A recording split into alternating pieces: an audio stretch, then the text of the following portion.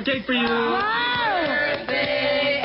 Duplicate of your katawan. Oh! Exact. Happy birthday! Happy birthday to you. Sa paglabas ng cake ni Ethel, isang nakakatensyon na tagpo ang naganap. Hey, man! Wow! My lapel. Uy,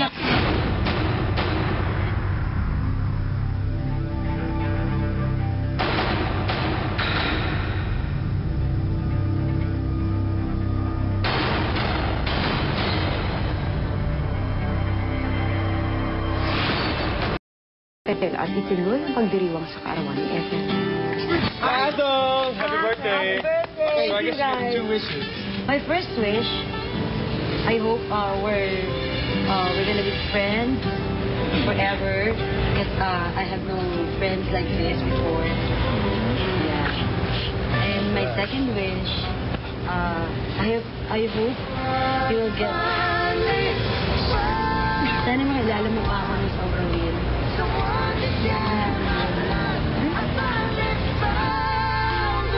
I thought you were not gonna cry. I thought also, but I was wrong. You know the personality outside of showbiz, but dito, we really got to know you. We saw your ibang side of you. When you love, you really love. When you cry, you really cry. When you feel, you really feel. You're good at everything you do. Your personality shines all the way to the stars. And I'm sure one of these days you will find that person exactly suit for you. Thank you.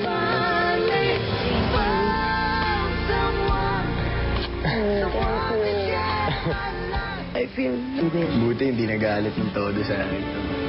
But ano ba nangyari? Alam talaga natin may, diba? Mag-whip king fight ka na. Oo, parang gano'n. So I tried to start it. Pak! Eh, hindi ko alam na may lapel pala nawala sa ruta ko na may lapel. Ngayon lang. Hassle Malagkit lang sa akin. Malagkit. You okay, man? Yeah. Trust me, that's not it. That's not it. The belt thing or the whipped cream, it's not it. It feels like from day one people have been trying to Push you. Yes. Sino ako, bro? No. I'm really sorry. No. I promise, bro. I love you, man. No, I know. It's not. I don't take it personally. Really, I just don't know how to take it. I love Ethel. She's a friend of mine. Everyone knows that. Riza, I love Riza. She's a friend of mine too. If I want to date one of them, let me do it.